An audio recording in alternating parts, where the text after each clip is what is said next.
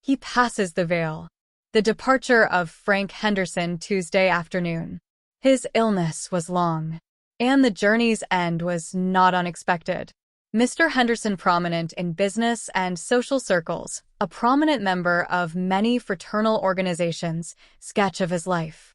The funeral to be held Friday. Frank Henderson, one of the most prominent citizens of Kalamazoo, passed away Tuesday evening about 6 o'clock at his home in Henderson Park.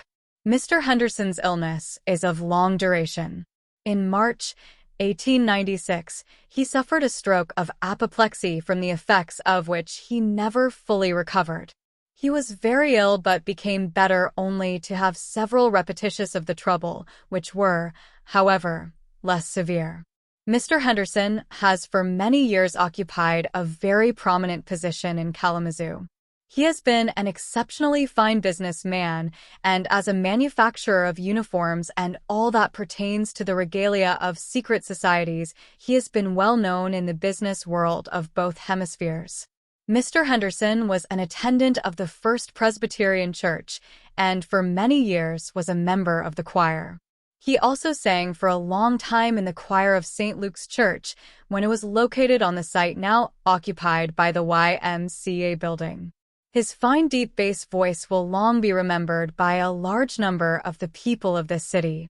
Few singers now residing in Kalamazoo have sung so many sweet and comforting words when a loved one of the home was laid forever away as Frank Henderson, and to these his death comes with a special significance. Mr. Henderson was interested in having the best possible public schools in this city, and his service for 3 terms as a member of the Board of Education was faithful. He was also trustee of the city for 2 terms. Member of many societies.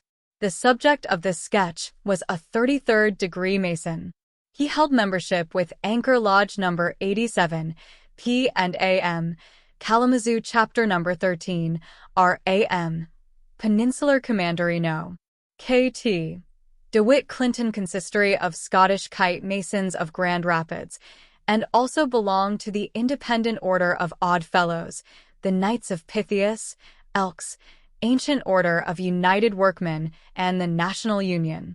Mr. Henderson was the president of the Cosmopolitan Club when it went out of existence about 2 years ago, and was a past president of the Kalamazoo Club. He had also been for many years a director in the City National Bank. He took great delight in the Kalamazoo Gun Lake Fishing Club, of which for many years he had been secretary and treasurer.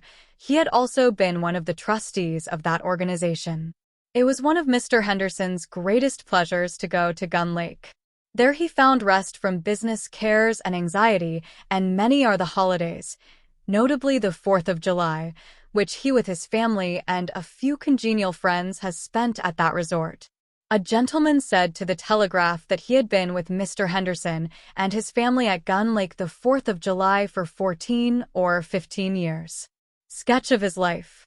Frank Henderson was born near Syracuse, October 8, 1841. His father was J.S. Henderson, a farmer and mason of New York. In 1855, the latter moved to Dowagiac with his family and settled on a farm. Mr. Henderson was the youngest son in a family of 3 sons and 2 daughters.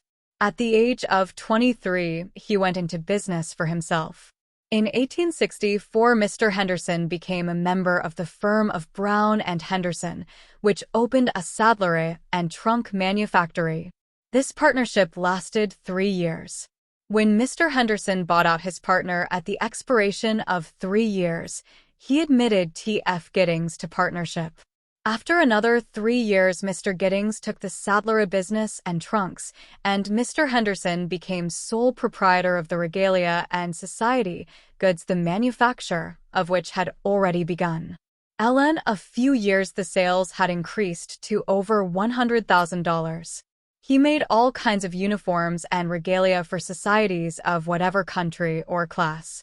When he started, he employed only 1 boy and did most of the work himself.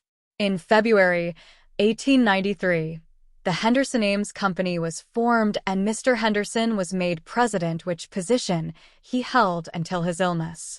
Mr. Henderson was married May 27, 1868, to Miss Mary G., daughter of Mr. and Mrs. James Taylor, pioneers of this city.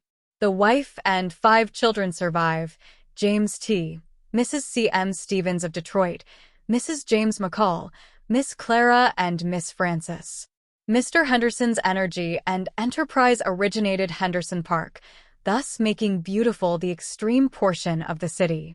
He has served his generation in the church, for education, in the municipality, as a devoted member of secret orders, in clubs, in building up a large business, and in beautifying the city.